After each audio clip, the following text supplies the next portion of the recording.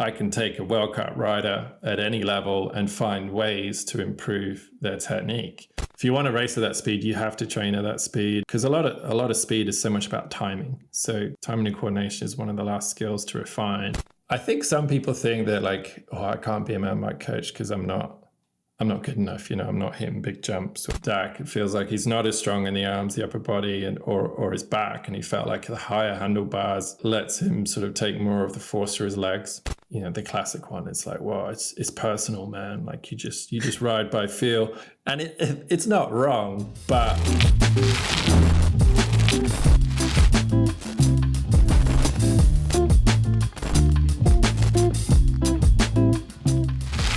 Paul Howard, welcome back to the Downtime Podcast, man. It's been a little while, a few years since we last chatted on the show. How's things?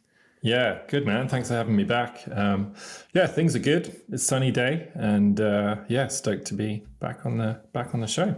Good stuff, man. And you've been in the coaching game a long time now, and it's changed a lot over that time, right? Give us a bit of a feel for kind of what coaching was and how that's changed over the last 10 years or so, I guess, or maybe more.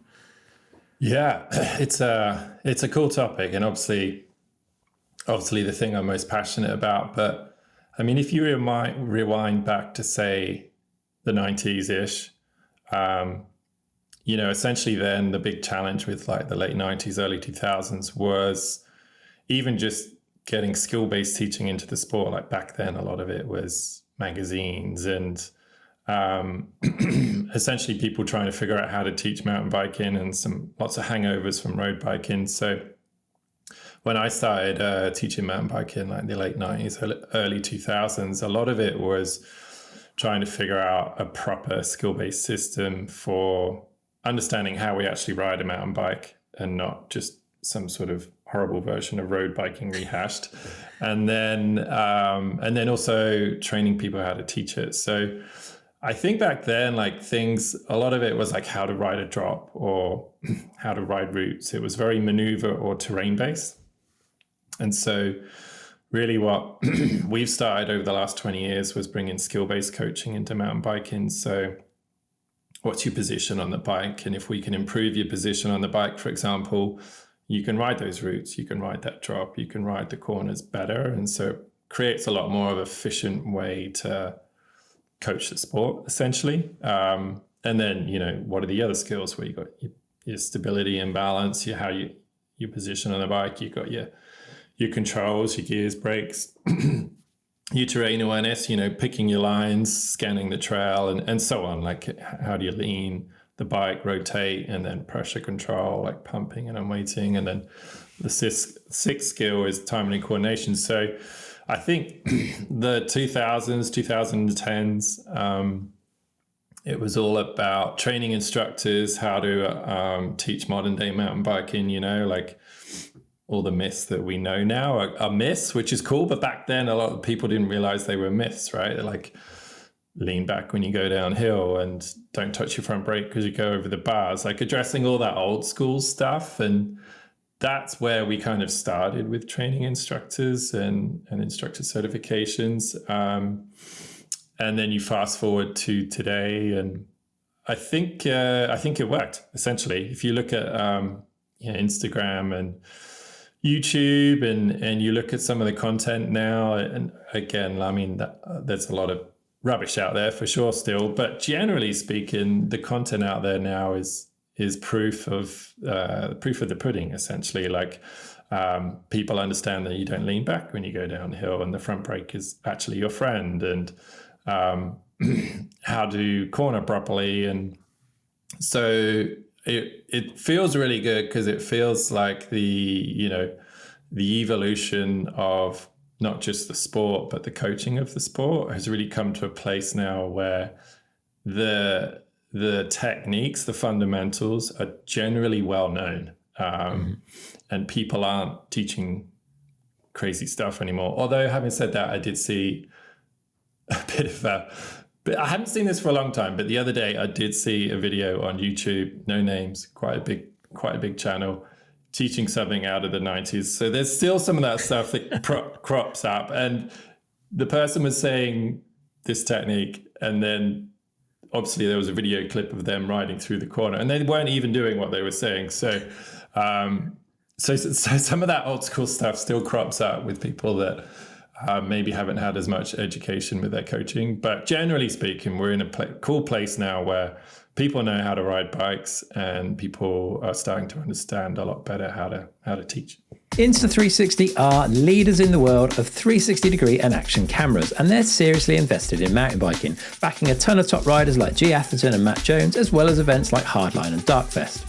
Action cameras are a great tool, whether you're shooting POV footage, filming your mates, or using them at races to check lines, remember tracks, or even time your runs. Insta360 have got something for everyone, with a full range of 360 cameras, traditional action cameras, and the tiny thumb-sized Go series, plus a huge range of mounts and accessories to help you film however and wherever you ride. I've been putting in time on their Ace Pro 2, and honestly, it's impressed me. The image quality is incredible thanks to a lens developed in partnership with Leica, and the low light performance really stands out. Let's be honest, most of us are filming in the woods, so that's a big win. I had it mounted on Insta360's super easy to use chin mount, and with just the standard stabilization switched on, it gave me the best action cam footage I've ever captured, and it was the easiest to get set up too. With a built-in wind guard and smart audio processing, wind noise is a thing of the past.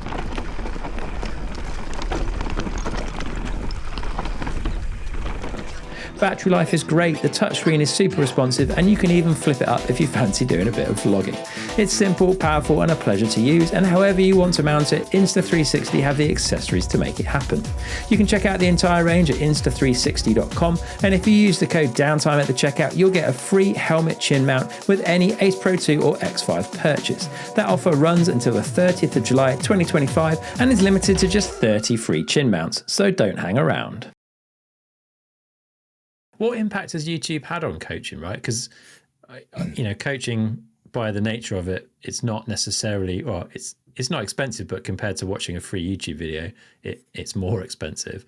Like, as you said, the standard of YouTube stuff has improved in general, I would say, and there's some really good stuff out there. Like, has it had an influence on kind of one-to-one coaching or group coaching? I think the cool thing with YouTube and Instagram and all that, online stuff, is that it's just raised awareness. And I think over time, as more and more people have done coaching camps or read articles that have actually been written by coaches, certified coaches, they're starting to realize the difference. So more people have gone through those programs, and they've just ridden for themselves, or the bikes really help as well. That's obviously another piece of the puzzle, is people are starting to realize the difference between, the content on YouTube, say, that makes sense and actually works, and then the nonsense content that's, stuck in the past kind of thing. So I think the best thing it's done is it's just raised awareness for techniques. Okay. And people wanting to learn and building that culture of learning. And I think that's fantastic. Like, I even do it myself. Like, I'm just kind of getting into dirt biking. My kids, I wouldn't say they're dragging me into that. I can't tell if I'm dragging them into it or if they're dragging me into it. But we're definitely getting into dirt biking. So for me, naturally, what have I done? Right? I want to get some idea of some fundamentals. I don't want to teach my kids a load of nonsense. So what have I done? Right? I've gone onto YouTube and social media and tried to find some of the top people teaching that, and it definitely helps. It definitely brings you awareness of, oh, well, my knees shouldn't be here and my toes should be there, and this is the position I need to be in when I'm on the gas, and this is a position maybe when I'm braking. And it does give you those basic bullet points. But for me as a coach, I'm always aware of just the massive limitations. I mean, it's a one-way.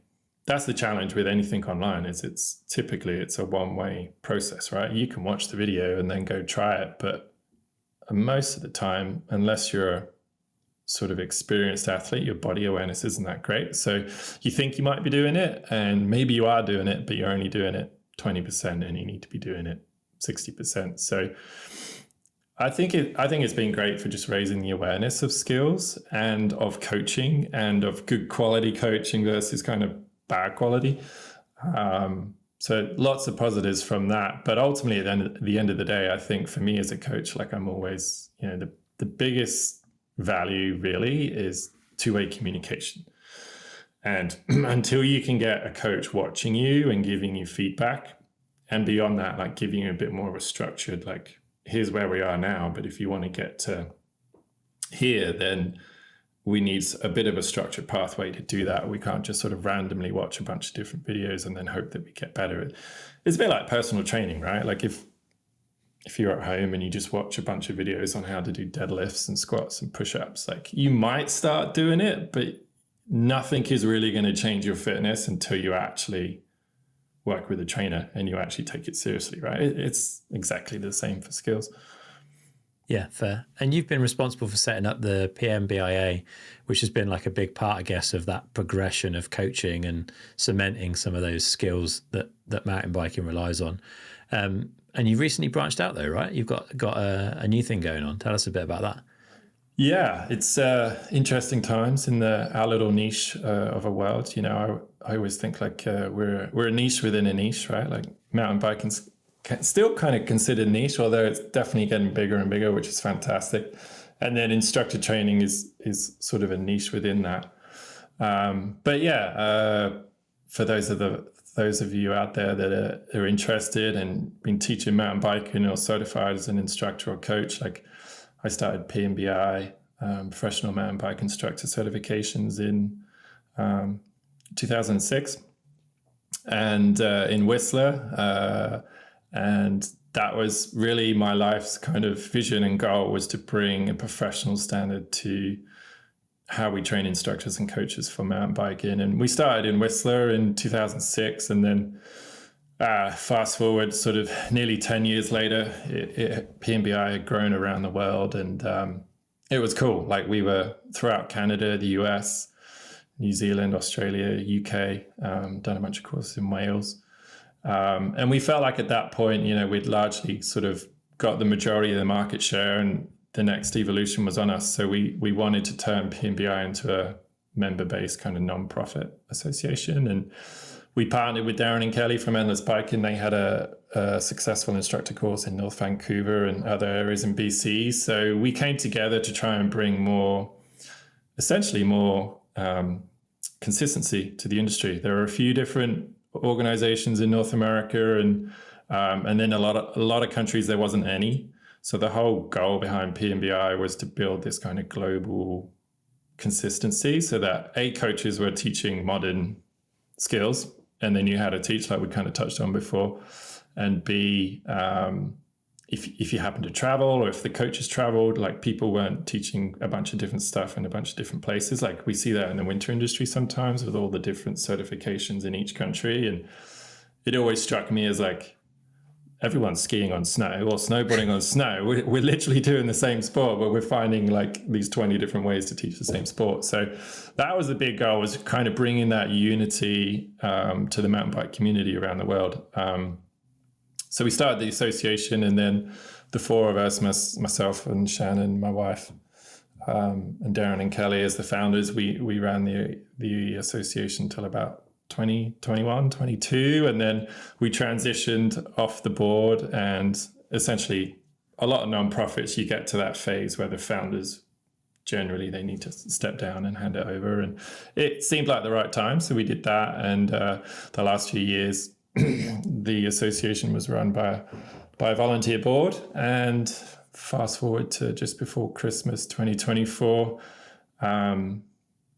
they essentially handed us some decisions and had a vision for the future for PMBIA, and that really left us, the founders, as, you know, a bit of a fork in the road. We had decisions to make, and after, you know, not being on the board the last few years and not being able to make any decisions, we were essentially left with a choice of what do we feels best moving forward. And ultimately the GSMBC was born from that. We felt like the best pathway forward was launching the global Syndicate of mountain bike coaches, which is in a way a new mountain bike coach education and certification system. But also we're really fortunate that a lot of the team have come with us. So the founders from PMBIA, most of the tech team and the senior trainer team. So I think that's the true value for us and for me for working with this team for the last 20 years. It's the people, right? And the relationships we build together and the relationships we've built with our communities running courses all over the world and those contacts, connections, like there's a lot of history there. So being able to keep the team together was a big goal in this transition. And we're excited. The future's really exciting and moving towards kind of quote unquote coach education. We're just looking to elevate our game. We're looking to evolve how we've done things and build on our 20-year legacy. And the sport, as you know, we all know, like it's growing fast. It evolves constantly every year. Tracks are evolving, bikes are evolving, everything's evolving. So we want to make sure that we're positioned in the best possible place to make sure that the coaches that we're educating, the certifications that we're offering are the most up-to-date, innovative, inspiring programs possible that essentially offer the best coaches for the community, because it's all about the community at the end of the day. Like the better the mountain bike coach, the more valuable those lessons are going to be. And I think that's been a cool evolution the last 20 years or so. Is depending on where you are, it's more or less popular or more or less available, but generally the idea, the culture of taking a mountain bike lesson is improving. It can still be improved a lot, but the better the coaches we have, the more we can develop and build that culture of wanting to take a mountain bike lesson or a camp or hiring a coach. And that's what we're most passionate about. Is we love mountain biking. It's our heart, it's our soul, and trying to help other people mountain bike. You're a beginner or a pro. We just want to help you mountain bike, and because I do think it's cheesy. Like a lot of the time, I joke with the team, like, don't take it too seriously, because people get quite stressed and serious on coach courses sometimes. You know, they're being assessed, and that's cool. But I'll kind of say, like, don't take it too seriously. It's just riding bikes in the woods, right? But you know, when we look at our legacy and what we've done and how we've helped the sport and how we've helped communities grow through coaching, people have set up their own businesses, or bike clubs have set up, or high school programs have been set up through the power of kind of coach education. It's hard to not be humbled by it. And again, like I said at the start, it is a bit of a niche within a niche, but I look back over the last 20 years and it's pretty cool to see what this team have done, and we're really excited to see what we can keep doing. Stash Space Rails is the ultimate way to store your bikes. You can get more bikes into less space. It's really easy to fit, it's really easy to use, get to whatever bike you want exactly when you need it. Downtime viewers get 10% off their entire order by heading to stashproducts.co.uk/downtime and using the code downtime, all in capitals, at the checkout. Upgrade your bike storage today.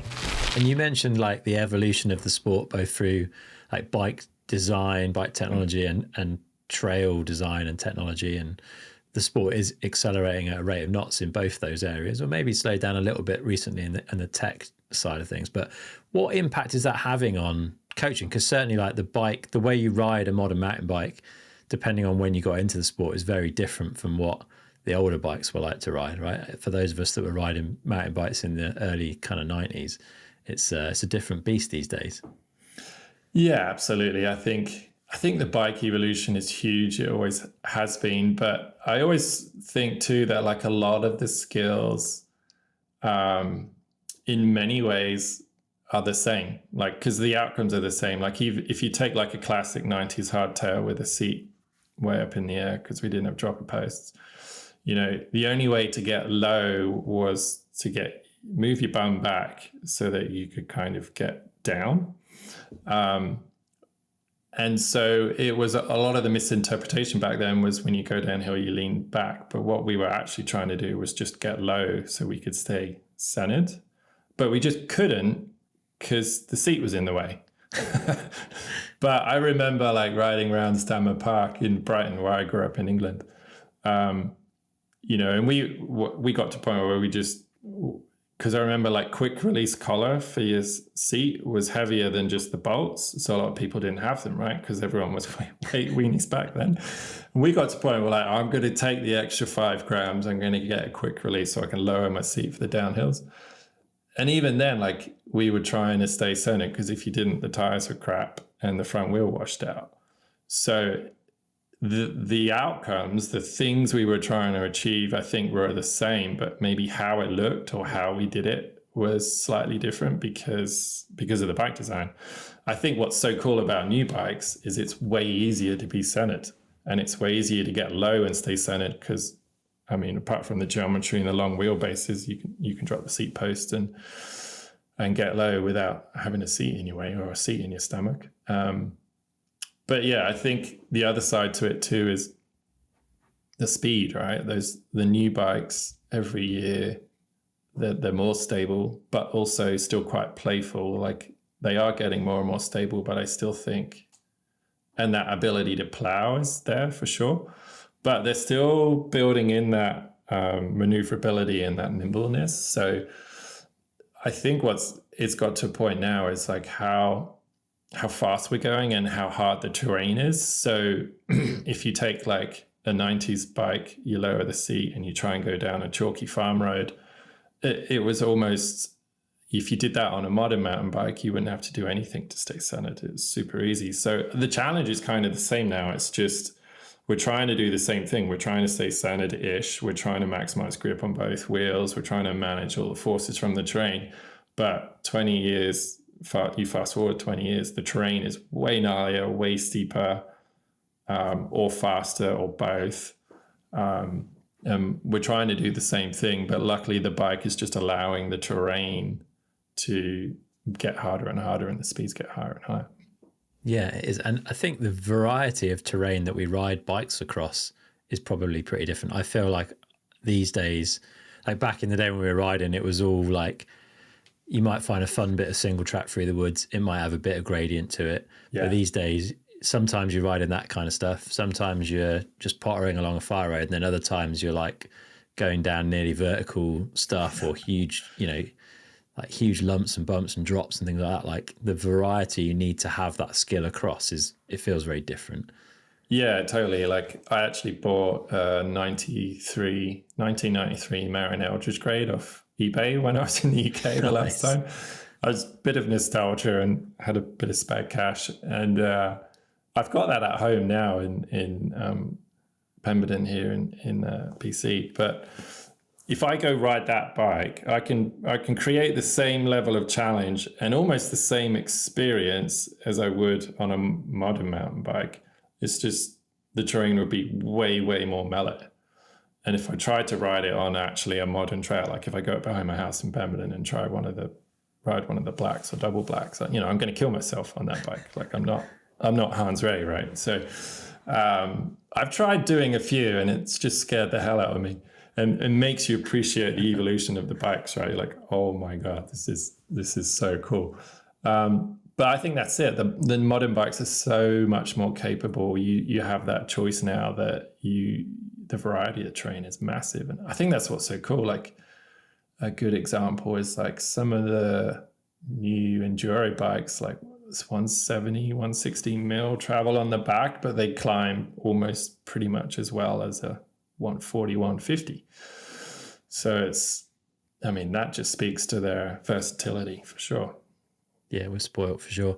So with all the changes to coaching, I guess, has that changed what makes a good coach? Maybe they were sort of, I think you used the word instructor earlier, like it was much more learn this particular skill, whereas the coaching now is a lot more holistic, I guess. Is it a different person coaching these days, or is it just a different skill set? Yeah, I think it's the natural evolution of the sport, and then, mechanics get better and World Cup teams get better and athletes get better. And it's the same for us in the coaching world, like instructors and coaches. Your baseline knowledge of an instructor now is typically a lot better than it was 15 years ago because of the information. The information's been out there a long time now. So whether they see it through a coaching course or a YouTube video or a magazine article, they're generally a lot better now. Like the magazine articles used to be our kind of running joke of how bad they were 10 years ago. Like, please stop writing them unless you actually know how to teach mountain biking. But that's kind of gone, more or less, which is cool. And I think now we're getting instructors coming in to say like the level 1 intermediate coach courses, and they have a little bit more knowledge about bike setup, or they're a bit more capable on the bike, and them and the bike are more capable, and as it's sort of a pairing. And just their general understanding of how we ride. Like they generally understand we stay centered, we stand up when we go downhill, we use both brakes, the front brake's not something to be scared with. So we're getting new instructors coming in, and we're able to say, hey, like, if we're going to help our students improve, a key piece is the technical component, you know, your skills, your braking, your body position, line choice, all that stuff. But because they've got a bit more of that knowledge and experience now, it's opening the door for us on the courses to say, hey, like, well, let's look at equipment and bike setup. Let's look at maybe some mental skills, or the social skills as well. And that's a big thing these days, is people are so aware that, like, you know, the bikes are really dialed, but there are some things we can do to make them even better. And I'll make you a better rider. And I've literally taught you nothing about body position. I've just improved your suspension setup, right? Or even just the social skills, kids programs, women's programs, co-ed programs. Like, successful coaches aren't always the best teacher or the best rider. They're the ones that just connect and like make someone feel safe, comfortable, heard, get someone that's nervous and makes them feel confident, or get someone that's quiet and maybe gets them out of their shell. Like a successful coach is often someone that just can work well with humans, and that's got nothing to do with teaching or riding skills. So I think the natural evolution of instructor training is moving towards coach education, and the word coach has always implied something that's a bit more holistic and looks at a few different ways to help achieve the same outcome, whereas the instructor traditionally is a little bit more structure will teach a skill, and then the student will improve the skill, the technical skill, and kind of that's it. And it's not right or wrong. It's just sort of pros and cons. And I think it's just, like we said before, it's sort of that natural progression and evolution of things. Yeah. How good a rider do you think people need to be able to coach well? Like, as you said, there's a lot of other skills involved that are equally, if not more important in certain circumstances. Like, is there a base level of ability that you think people need to have in order to be able to impart that knowledge on others? Does it vary depending on the level of group you're teaching? Like, talk us through your thoughts on that a bit. Yeah, that's a cool question.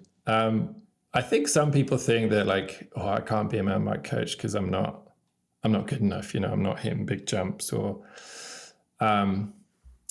I think to start off with, for like most intermediate coaches, level 1 coaches that are teaching beginner to low intermediate level, you just have to be a strong intermediate rider yourself. So if you're teaching a beginner, you want to be able to demonstrate good technique, because a lot of coaching is showing. So learning how to do a complex physical sport, one of the best ways to do it is to sort of see it and then try and copy it. So your ability to ride with good technique is definitely a big piece of coaching.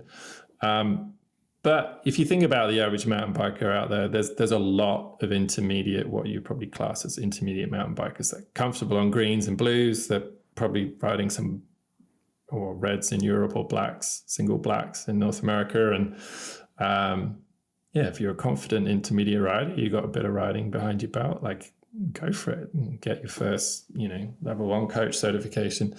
And then there's the other side of the spectrum too, where you get up to that, teaching advanced expert riders, or even junior athletes, or even pro riders. And particularly on the pro rider scale, in other sports, it's generally more accepted that the coach doesn't have to be as good as the pro rider, because, well, if they were, they'd be competing with the pro rider, right? Like so, snowboard or golf or tennis, whatever, like the coach generally isn't better than the competitor. But the coach has that training, that experience to develop a structured program, analyze technique.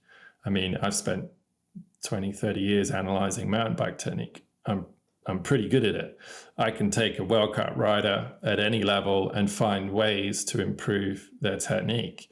Am I going to ride as fast as them? No, but that's not my job. That's not my profession. My profession is analyzing technique and then finding ways for you to improve, whether you're faster than me or slower than me, right? That's what a coach does. So I think that's a little bit of the culture catching up in mountain biking. I think we're starting to see that at the World Cup level, where teams, I know the Syndicate and Camille Balanche and a few riders in recent times are doing that. They are beginning to look at, how do I stand on the bike, or where am I braking? They're looking beyond the tactical skills of kind of line choice, because that's the massive ones. Obviously, in cross country and downhill mountain biking too is line choice. They're starting to look at, what's my position on the bike? Is it strong? Is it efficient? Do I get the most range of movement from it? Is it the fastest? And they're starting to do that. But I think that's still something we can work on in the mountain bike industry, is understanding that, like, I would say if you're teaching beginner, intermediate, advanced, even expert riders, a coach should be able to ride with that rider and show them what to do. But once you get past that expert window and you get into the sort of semi-pro, that's where I feel like, as long as a coach can show a strong expert level of riding skill, like I can ride A-line or dirt merchant or D1 or whatever it is, I can almost certainly show the technique or the skill that a rider better than me might need to be able to do. They can see it or even feel it a little bit, but then they can just kind of recreate that, but now at their speed. But more often than not, with that pro riders, you can use other riders to show them, right? You'd be like, you see how, I'm not going to show you riding Val de Sol because I'm not going to ride Val de Sol, but I could find some clips of different riders. I can use that to compare sort of what you're doing versus what they're doing. And that's where we can find areas of strength and areas to improve. And that, again, that kind of goes back to a good coach can teach any level. But I think for a lot of recreational riders, our coaching certifications, it goes up to level 4. So on the level 4 kind of expert coach course, you're essentially learning how to teach people to ride in any terrain.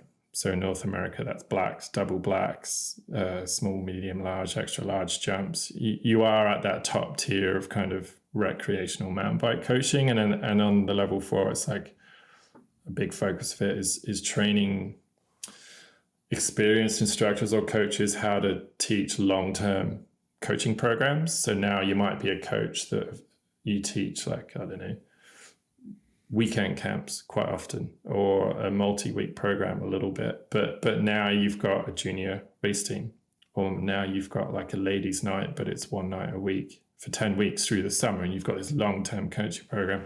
And that's what our level 4 does, and it trains people to teach kind of advanced to expert riders through long-term programs. And the expectation there is that, if you're teaching someone on A-line or a steep tech trail, is you should be able to show them how to do it. But that takes a long time, there's not that many level 4 expert coaches. There's a few for sure. And some people take sort of 8, 9, 10 years to get that certification. So it's a process, and that's where, you would be considered a professional full-time mountain bike skills coach, right? But going back to the start, you'd probably, to start off with as a coach, you don't have to be as good as you think.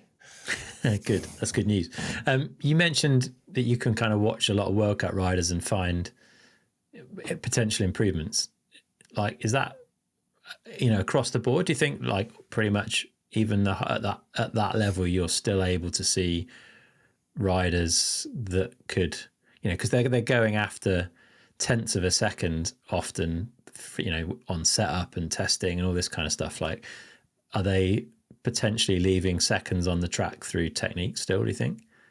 Potentially, for sure. I think the word improvement is like, there's a caveat to that, right? Like, because at that level, you're not going to quote unquote improve their technique. But what we can do is improve their awareness of technique. And because they're such skilled athletes, in some ways they're more moldable. In some ways they're harder to shift because they've been doing what they've been doing for so long. But as a skilled athlete, you generally are, well, you should be open to change, right? You're changing your bike setup, whatever it is, right? The track's always change. Like as a pro athlete, you're constantly dealing with change. So it's always struck me as a little odd where like definitely in the past, you'll get to a higher level of coaching with more pro riders, and you'll get into that phase where they're faster than you as a coach, and they'll start to be a bit resistant. It's like, well, why would I listen to you? I'm faster than you, right? And again, that's a little bit just the natural evolution of the sport, but it's not really about improving them per se. It's more like, because in that sense, as soon as you say that word, then they think that they're doing something kind of wrong, right? And technique at that level isn't, and at a lot of levels, even at the beginner level to a certain extent, it's not necessarily right or wrong. It's pros and cons. And that's a big ethos that we have when we train coaches with GSMBC is, for sure, there's going to be these fundamentals that apply more of the time, and generally they become as like the accepted norms. But that doesn't mean if you try something else, it's wrong. It's just, a good example is like your position through corners. It's generally expected you're fairly centered through the corner. If anything, at the start of the corner at race speed, you might, depending on the corner shape and surface, you might want to be a little more on the front to get the front wheel grip. And then as you go through the corner, you might allow the bike to accelerate and then make sure you maximize the back tire grip on the exit of the corner. But generally speaking, through the corner, you're trying to be more or less centered in the middle of the bike. But a good example might be that like there's certain corners. I always remember this one corner with Sam Hill in Fort William years ago where there was a slow-mo clip of it, and he almost railed the corner like on his back wheel. And, arguably you could say, well, that's not correct because he's not centered, but that's the wrong way of looking at it. It's not right or wrong. It's just pros and cons. And in that specific situation with that speed and that terrain and that riding style and his bike setup, in that sense, it worked really well. And I think that was one of the years that he smashed it at Fort William. I can't remember what year that was, but it doesn't matter anyway. I think it was a specialized team. But yeah, if you go back to like a rider on the circuit right now, if I can get them to be more aware of like being tall will create this outcome in this situation, but being lower might create this other outcome. And it's not right or wrong, but in that situation, you're taller, but if you tried being lower, you might feel a different thing. And I try and talk about technique at that level as like a suspension setup. It's not right or wrong to sort of add some clicks or change your spring rate. You're just trying to find a feeling that suits you on that track on that day. And then maybe the weather conditions change the next day. And actually, I just need to make a slight change to my setup to adapt to the changing conditions, right? And it can be the same. If you have more knowledge about your technique, you can then kind of apply the same process to your techniques. Like, well, normally I would smash through that corner a little bit more on the back wheel, but the conditions have changed today. And I actually, if I'm more aware of it, maybe I'll change my technique and I'll come in a little bit more on the front to make sure it doesn't slide. And a lot of this at that level happens autonomously. Like that's why they're pro riders and they're beating everyone else on the planet. But I still think these days there's, if you go back to athletes on the World Cup circuit 10 years ago and you ask them about suspension setup, there'd be a few that were like pretty dialed with understanding spring rates, damping, high-low speed compression, different valving. Do you want to sit in the middle of the stroke or deeper in the stroke, like depending on the track? Like there'd be a few, but generally speaking, you fast forward 10 years today. Now there's way more athletes that have that stronger understanding of suspension setup, and look what it's done to the sport, right? Like the times are closer, everyone's going faster. So it's like anything, it's just evolution. I think there's an opportunity there where we're not going to make massive differences. It's not like you're going to talk to Loic and be like, discover this new way of riding and he's suddenly going to be 10 seconds quite quicker. But you might, on a couple of races, be able to help him find 1%. Do you think there's a potential risk, maybe depending on the individual, of like opening Pandora's box to an extent? Like people For sure. are trying to get into this flow state often. Like you hear people talk about runs where they were really good and they're like, I don't really know what happened. I was kind of just in a flow state. And if you give them all this stuff to think about, and I guess that it comes down to doing it away from races so that it's programmed back in again by the time you get to a race. But yeah, do you think there's potential risk in giving people too much additional information when they're already very good at doing it like in their own way naturally? I guess everyone's different. Yeah, I think that's a cool question. Like, we call it reinvestment in coaching, where you start consciously thinking about something you normally do subconsciously, and then that just slows everything down and you actually have a worse performance. But reinvestment is a you can use that tool. You can use that as a tool, essentially. And a lot of it is about when do you do it, and then how much do you do it. So, you know, if right before the race run, you go up to an athlete and be like, hey, let's just talk about suspension and tire pressures, and let's just change a bunch of shit, they're going to probably freak out and tell you to go away, right? So it would be the same with technique. So especially, say, for example, we have a junior athlete development team, have a ZEP race team, which is really cool. And in the off season, they're doing a little bit of training and stuff. And then when we get to race weekends, you got Friday, Saturday, Sunday. You know, if we're going to do any kind of technique, line choice, setup stuff, bike setup stuff, it's going to be Friday. It's not going to be Sunday, right?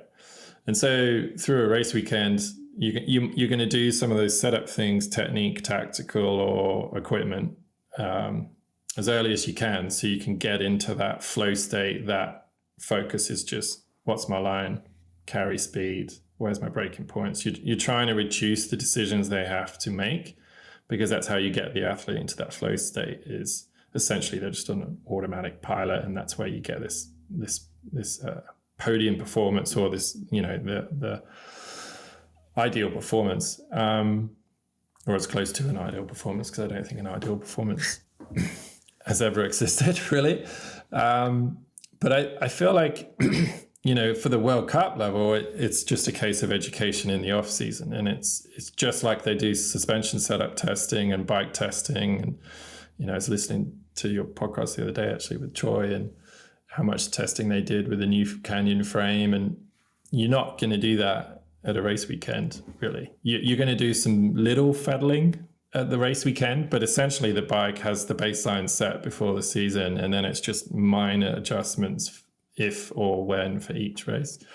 And a good coach would do the same with technique. We'd address some deficiencies in the winter, whether it's they drag their brakes too much and they need to get better at just picking late braking points and pulling on the anchors, whether it's a body position thing, lowering the heels, stacking the bones and resting between intense parts of the track, so that when they get to the intense parts, they've got more energy, or a lower riding position overall, so they can just go fast down the track. Like Aaron Green was always really good at that. Yeah, it's like anything. It's when do you do it with your athlete? How much do you do it, so that you can benefit from the pros and not bring in those cons of, doing it too much or just too close to the race, and then they're freaking out.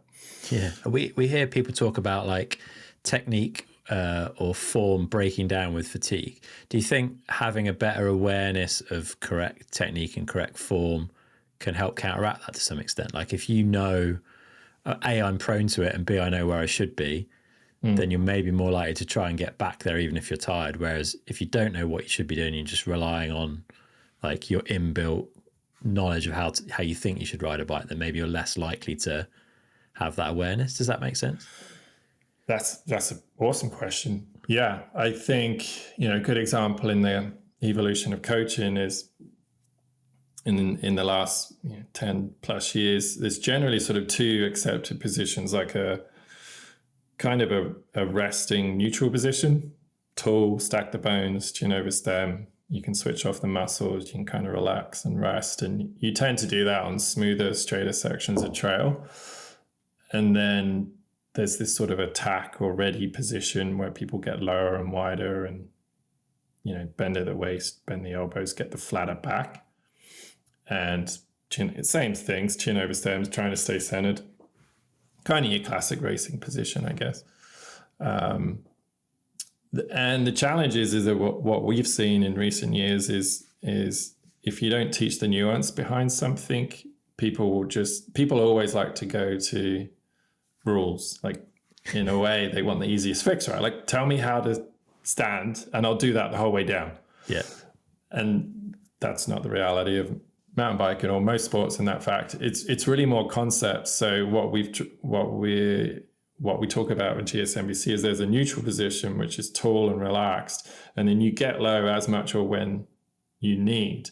It's not automatically just this position or this position. It's this, and then just move based on speed, based on terrain, whatever. And the idea behind that is you see a ton of riders, like Whistler Bike Park's a good example, tired legs, tired hands, because they're in this low, quote unquote, attack position the whole time. And when they're tired, their legs collapse through berms, their legs collapse in jumps, and they go over the handlebars on a jump because they feel like the rebound's too quick on their rear shock. And it wasn't. It's just because their legs were tired. Their legs collapsed on the compression.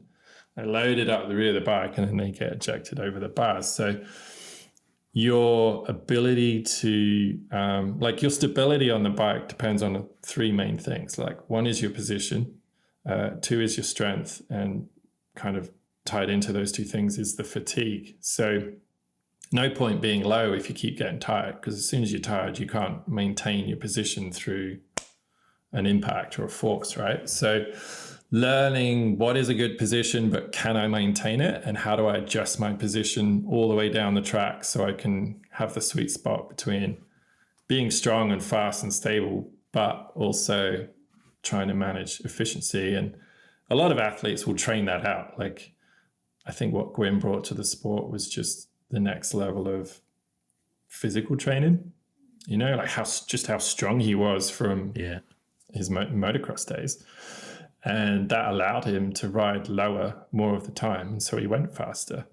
So it's almost like he just got to a point where, like, I'm just going to train so I don't need to stack my bones and stand up between corners because it's only a 4-minute track. I'll just get strong to deal with it, right? But for the average rider on a bike park weekend or on a weekend ride, your average rider is not going to be that strong. So we really have to think about not just positioning for being low and being stable, but positioning on the bike so you're efficient and you don't get tired legs halfway down the trail. Yeah, good answer. Are all these top riders kind of doing the same thing then to go fast? Because you watch it and like everyone's got a slightly different take. There's obviously a lot of similarity, but as a coach watching a World Cup these days, like, how do you perceive that? Yeah, it's cool. It's hard. I tried to do it. It's hard for me to watch World Cup and not have your coach brain on.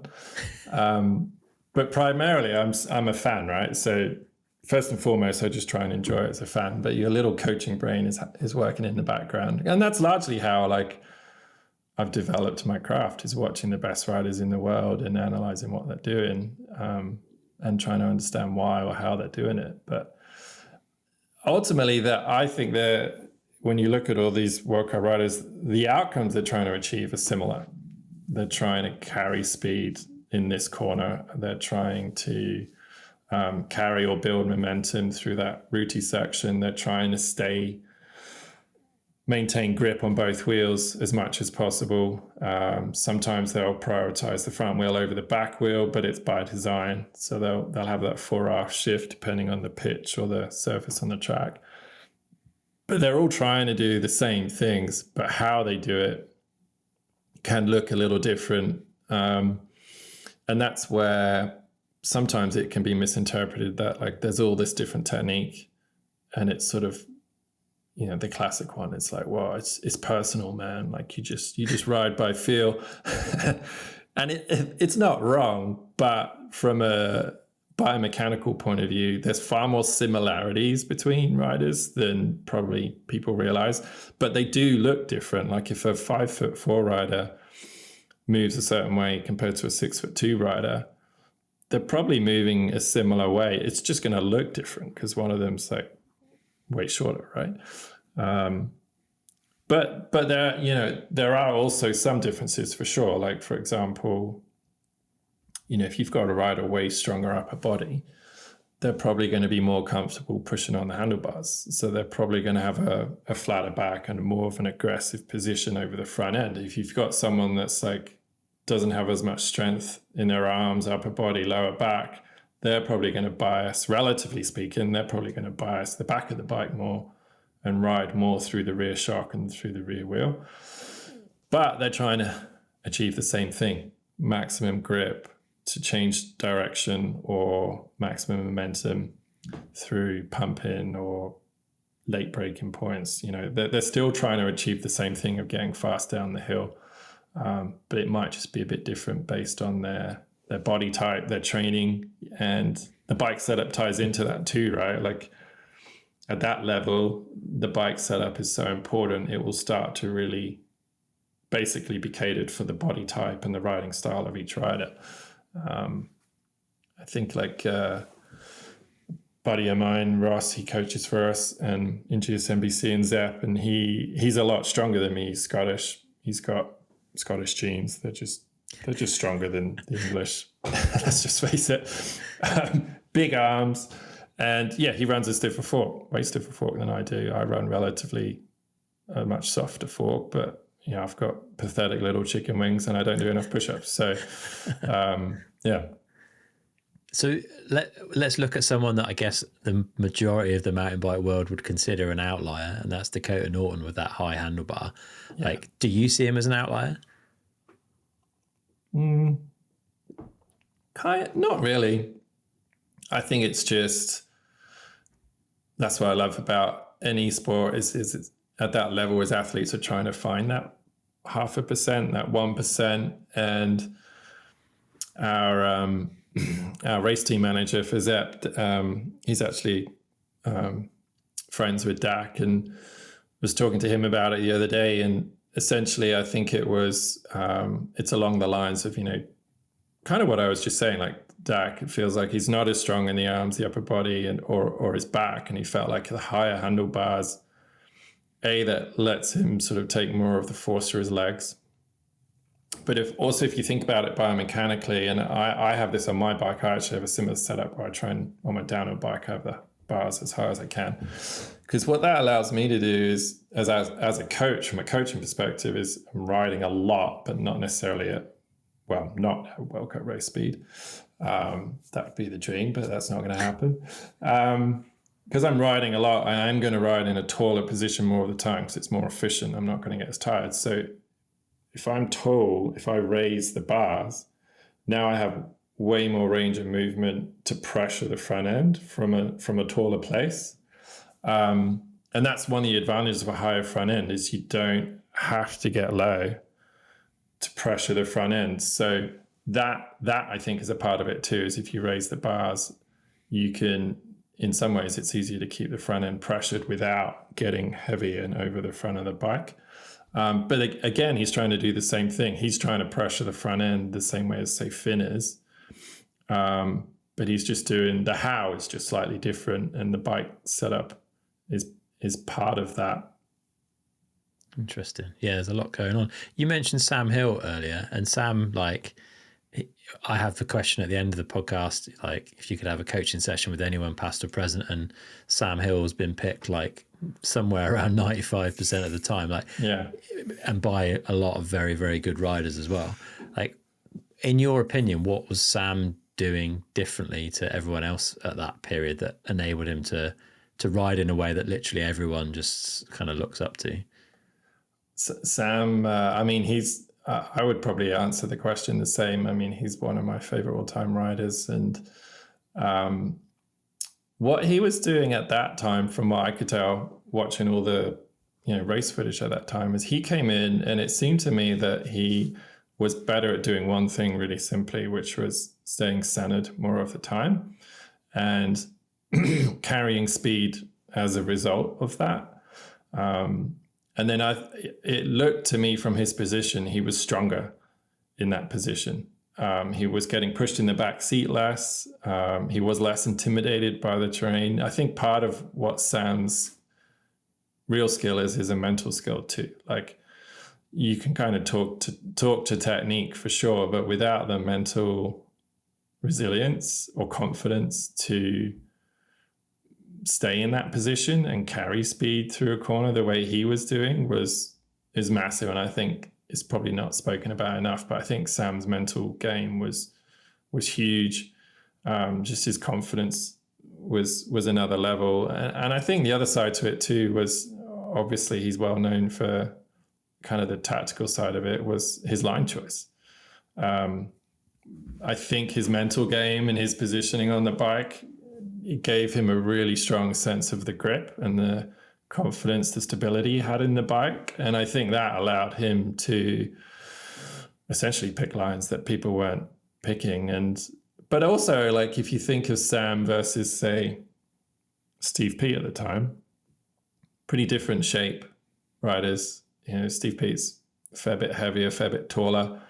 I don't think Steve could ride the way Sam was riding because, you know, and I get it all the time when I'm riding with different friends. Like, I'm sure you get it too. It's like if you're riding with someone lighter than you or heavier than you, there's a certain line that fits them better or doesn't fit you better. And as a friend of mine that weighs barely nothing, weighs less than my dog, and I can't follow him on A line because he's too light.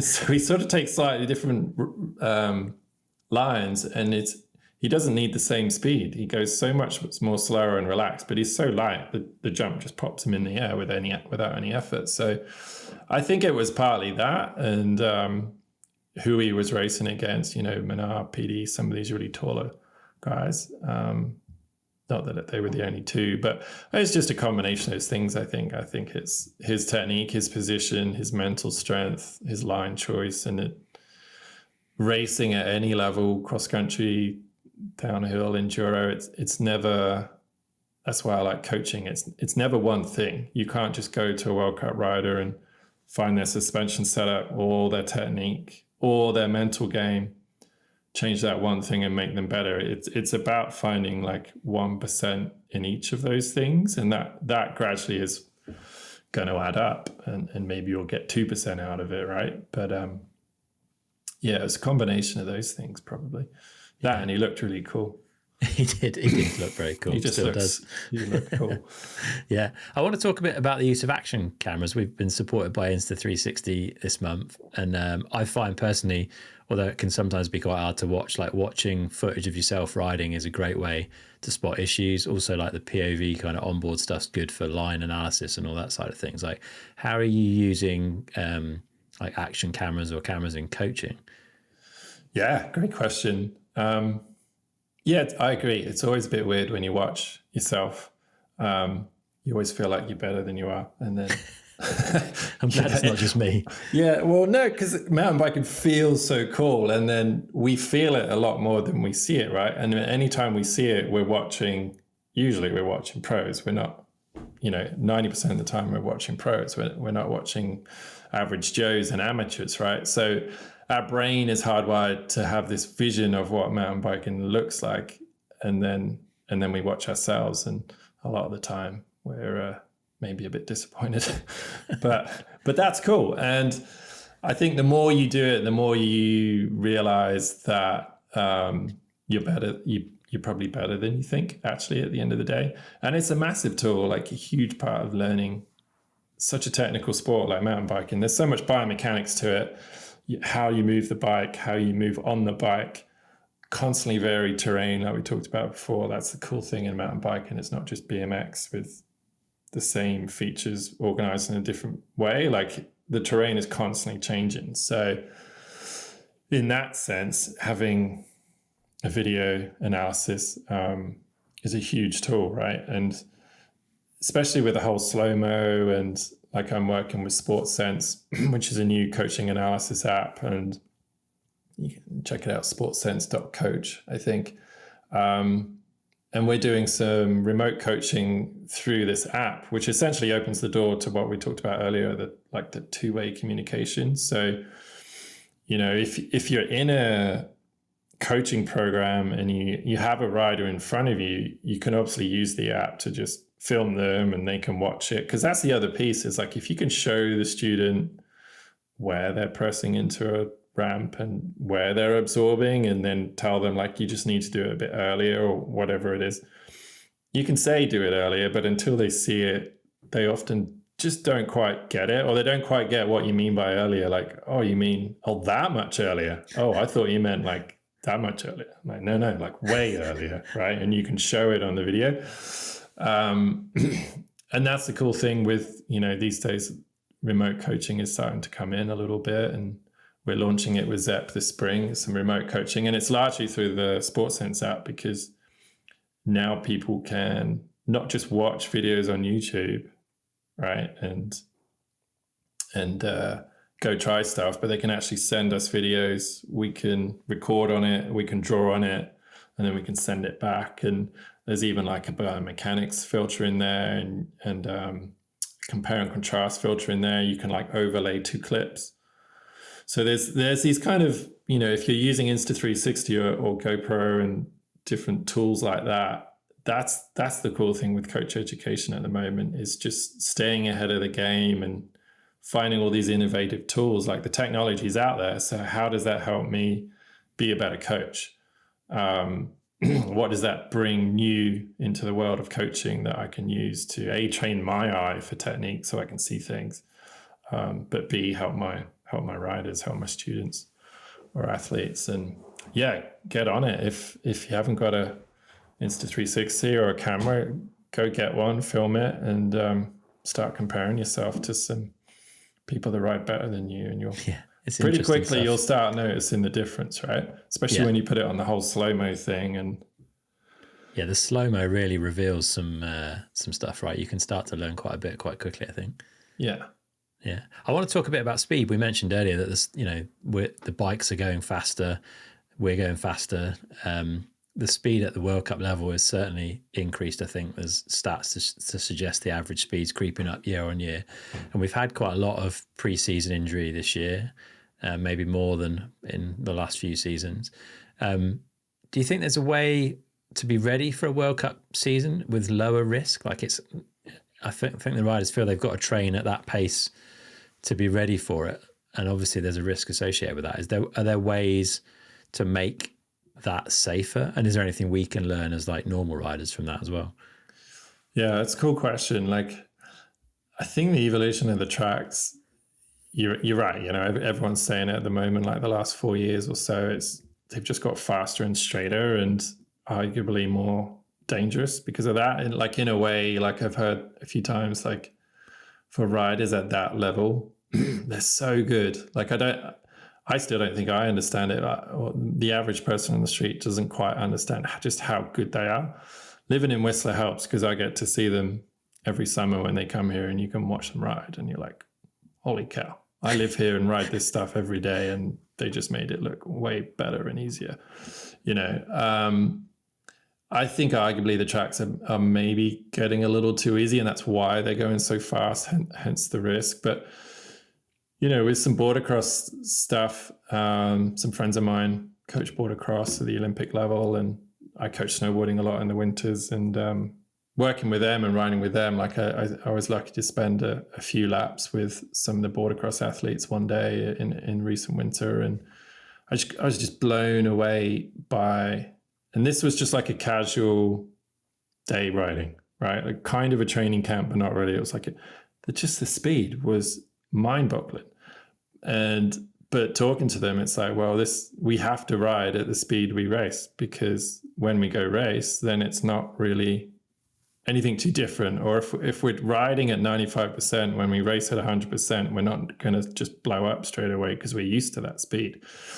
And I think, to answer your question, like, essentially, I don't think there's an option. The level is so high. If the race speed is that high, the more you train close to that speed, the better you're going to do.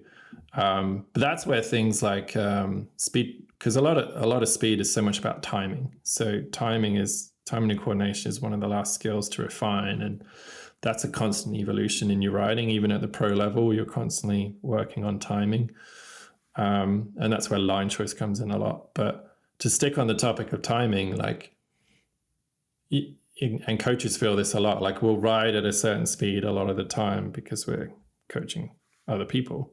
And then you go to a race weekend and suddenly we have to race And it is really hard, even though we're really good riders. We just haven't practiced riding at that speed for the last 2 months, 3 months, whatever it is. And suddenly it's like, oh my God, I'm missing the braking points. I'm not used to the forces at that speed. Everything is different. And the only thing you've changed is speed. So it seems like such a simple thing, just change the speed, but do everything the same. But you can't. Everything changes with speed, everything, the forces, the timing, everything. So if you want to race at that speed, you have to train at that speed. And that's why I think, things like dirt bikes really help. And that's why, so many of the riders do that stuff, because you get that practice just processing, reading terrain, making decisions at that speed. But arguably on a dirt bike, potentially less consequence, because it's usually on an open track and less technical terrain. So you get to practice the speed perhaps, but without the million roots or trees in the way. So tools like that. But yeah, at the end of the day, if you want to race fast, you've got to train fast. Yeah. What about for us mere mortals that are kind of trying to learn skills? Is there ways, like I've seen an example used of, like, if you're trying to learn to ride drops, build a drop that's like an easy run in and an easy run out. Don't like pick a drop that's got like a super hard turn to make straight after it or something. Like, try and make yourself like a safe version of that feature. Do you guys buy into that sort of approach, or does that not fit your the way you think about it? Yeah, massively. Like the terrain is so key in helping you progress. Like partly why people progress so much living near bike parks is because of those kind of things. Like you've got this little drop zone and there's 3 different drops and there's a nice run in and a run out, or there's some rollers and then a pump track. So it's this sort of ideal terrain with minimum consequence. So you can really isolate and dig into the skill, and you can really practice stuff. Whether you're technically thinking about skill or not, doesn't really matter. The terrain is called like terrain-based learning, essentially. Like the safe, well-built terrain, if you keep riding it, it's going to teach you how to ride better. And the other example is, like, I think a lot of the listeners have probably been to some sketchy dirt jump somewhere. And maybe it probably wasn't a very big jump, but they're like, oh, there's no way I'm hitting that. It's super sketchy. And then they'll go find another jump somewhere else. It's twice the size, but it's way safer. Right. So I think having the patience to don't learn stuff on sketchy features is definitely key. And people get hurt because they're like, oh, I don't really have a drop or something near me. But yeah, I mean, I think this goes to the community and building safe terrain, working with councils or permit holders to get those kind of areas built, pump tracks built. Because, when we're running coach education courses, for example, we're training coaches to teach drops and jumps. One of the things we require is a location with some good jumps and good drops, because it's so much easier to learn on that stuff. It's so much easier to teach on that stuff. Obviously, not to mention the safety as well. I mean, that's kind of an obvious one, way safer. But terrain choice is key when you're learning, and being smart about, if the feature sucks, it's not going to teach you a lot anyway. And I guess the other one is just the concept of minimum terrain, maximum technique. I think, especially where I live, but I think it's everywhere, and it's partly a culture thing in mountain biking, is people think, how do I get better on a bike? Well, I ride blue trails, so that obviously to get better, I need to go ride the next one up, a red or a black, right? And vice versa. So it's very much terrain-based progression. And unless I ride the bigger jump or the harder trail or the steeper rock roll, I'm not getting better. But good skills coaching, it's all about let's develop the skill. Let's find some tactics, some drills in easier terrain, and then go ride harder terrain. So, classic thing we kind of can often say is like, we can go ride green trails all summer, and I'll make you a way better rider. You might get a bit bored for sure, but if your only goal is to get better, we could totally do that on a green trail, a good green trail. Like, it needs some berms and some rollers and stuff. Yeah. But you get the idea, right? So even car park drills, like, there's so much you can learn with cones. in a car park or an empty road or something. And the nice thing with it is you can really develop the skill and hopefully have less spills, right? Less consequence. Always a good thing. Yeah, I want to talk a little bit, well, and maybe this ties in, I want to talk a little bit about working with kids. I've got a little 5-year-old girl. She's just sort of getting into pedaling and starting to find a bit of joy with bikes, which I definitely don't want to kill off, so I don't want to overdo it with her. So I've just got a little tow rope so I can help her out and go on some bigger rides and stuff. So we're a ways off kind of technique and stuff, but I'm keen to hear your thoughts on like working with kids and how people might want to approach that in a way that's going to be conducive to the kids continuing to enjoy the sport, hopefully. Yeah, I love it. I've got 2 kids, 10 and 12, something like that. That sounds good.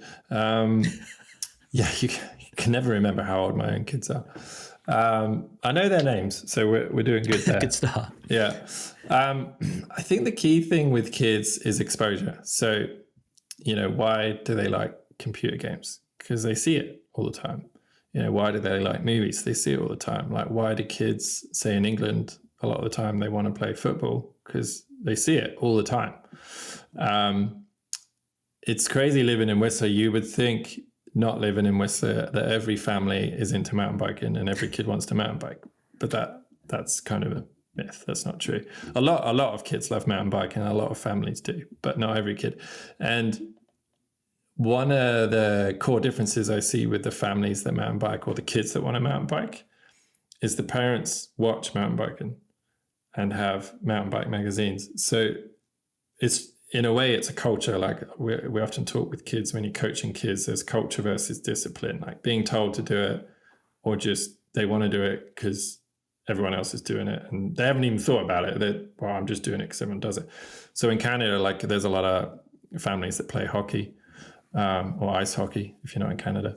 But that's just because the mum is watching hockey every week, and the dad's playing hockey, and so the kid wants to play hockey. So I think that's a good place to start, is if you genuinely want your kid to mountain bike, but you don't want to tell them to mountain bike, you just make it a culture in your family. Like mum's riding, dad's riding, you're watching mountain biking, you're talking about mountain biking, you're watching videos in a natural way. Like you're not sitting them down, making them do it. It's not study. Yeah. Watch Brandon Semenak now. But that's a good one. And then the other one, I think, is always just trying to, with kids coaching, making sure their goals are first, and making sure it's fun. It's a tough balance as a parent, because sometimes you do have to poke the kids a little bit. You have to, like, right, we're going biking. Oh, I want to stay inside. No, we're going biking, right? So there is a balance where you, as a parent, you have to make them go to swim classes, or you have to make them do this. But that should only be a certain amount. At some point, you need to see that interest coming from them. And it will ebb and flow. There'll be days where we have to push them a bit, and then days where they ask to go riding. And just making sure that they're having fun. So if that's, as a parent, as an adult, we often have goals of what we think that bike ride is going to look like, and just being really adaptable. You have a 40-minute loop you think will be fun, and 10 minutes in, they're done and bored and they're cold. Just be adaptable, because as soon as it's not fun for them, they'll switch off from it, and they'll start to see it as someone's making me do this rather than I'm choosing to do this. So keep it fun, expose them to it, and equipment. Time and time again, I get it, because equipment's expensive. I totally get it. But I see parents commit to, right, we're going to get the kids into biking. And then they'll buy them a fairly decent bike, but then no knee pads or elbow pads, or really cheap ones that are uncomfortable, or a crappy helmet. Or they'll buy the bike, but they won't set it up properly. Or maybe they'll kind of cheap out on the bike a little bit, because they're like, well, I'm not quite sure if the kid wants to do it, so we'll get this cheap bike. Knowing full well they probably could have got a slightly better bike. But I always think, like, just buy the best stuff you can buy for the budget that you have, and then try and go a little bit above. Because for kids, the knee and elbow pads and the bikes these days, it does make a big difference. If they're comfortable and they fall off and they don't get hurt because the pads don't shift or the pads don't chafe, and the brakes work well and the tires are grippy, like it makes such a huge difference. And I've seen kids either drop out of biking or carry on with biking. And it's just that commitment level from the parents. Are they watching biking? Are they exposing the kids to biking? Did they just go for that extra little mile with the equipment? Yeah, I could probably go on all day about kids coaching, but that's probably a good place to start. It's good. Yeah, it's fascinating stuff, man. We should start wrapping up. Before we do, though, like I'm interested to hear what advice you have maybe for like aspiring coaches. If people are listening to this and they've always harbored a bit of a desire to coach mountain biking, which I could see why, like that. I think that'd be a really fun thing to do. Like, what advice would you give them from someone that's been in it for a long time and been so heavily invested in it? Well, I think first of all, it's just a really cool way to connect with your community. I mean, it sounds a bit cheesy, but it's true. If you are looking to sort of embed yourself, make some new friends, maybe earn a bit of pocket money, extra wage on the side, it's such a cool way to just meet people, get involved with a bike club, a high school team. Seeing the impact of mountain bike coaching, I was saying earlier, like it goes so far beyond just riding a bike in the woods or just teaching people a few skills. Like some of the outcomes of these programs has been so cool, and especially with youth, and seeing how it's helped them for things like university applications and how well they're doing at school, and then change of careers, or someone has a crummy job and they're depressed, but they start teaching mountain biking at the weekends, and then they meet this whole new community, and eventually a few years down the road they turn it into their own coaching business, and now they've completely changed careers at the age of 40 and they're a mountain bike coach. You know, there's all these stories. So I think initially just thinking about, you know, what's your motivation, why do you want to do it, and looking at the social side of things is probably one of those key outcomes. It goes way beyond just sort of earning a bit of money and getting paid to ride a bike. Like it can be really impactful in people's lives. And then beyond that, just go out there and give it a go. Don't doubt yourself. Anyone can do it. If I can do it, anyone can do it. So just ride your bike lots, keep it clean, look after it, be interested in learning how to improve, you know, have an open mind. There's a million different ways to skin a cat, and there's a million different ways to mountain bike. It's just not right or wrong. It's just pros and cons, and having that open mind to learning and that openness to changing how you do things, that's key. I think a good coach never stops learning, and going into it with that mindset, not being too proud to change or not being too proud to take on feedback. I think adults sometimes on these coach education courses and they're training for their level 1 or 2 certification, whatever it is, and that they're not always as open to feedback, because as adults we typically are kind of exposed to that less, right? Whereas if you think of younger adults, kids, they're in school, university, they're constantly getting feedback, so they're almost better students. They're used to being educated, being taught. So yeah, if it's been a while since you've been in that environment and you want to go into an instructor training course, coach education course, then just have that mindset a little bit. Just be open-minded, go in, connect with people, have a good time. And that's probably a good place to end. Is we're all just doing this for fun. So it's a good time. And if you're serious about it, there's plenty more levels. You can go up to the level 2, 3, 4 levels, and you can turn it into a career. It's hard. It's not easy. A friend of mine was saying the other day, like a career in outdoor coaching, sports coaching, it definitely has its sacrifices.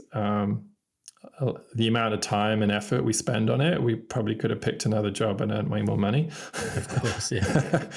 But I think that's the same with a lot of careers, right? It's a passion career, and that's why we do it. Yeah, definitely, man. If people want to find out a little bit more, where should they be looking these days? Yeah, the Global Syndicate of Mountain Bike Coaches, you can check us out on gsmbc.pro or at GS Mountain Bike Coaches on Instagram. And then for ZEP, we're in Whistler. We did a bunch of coaching in Whistler. Just check out ZEP, ZEP, MTBcamps.com. Nice. Yeah. I'll stick links to all of that in the show notes. People can find it. But yeah, thanks, man. It's been a pleasure catching up.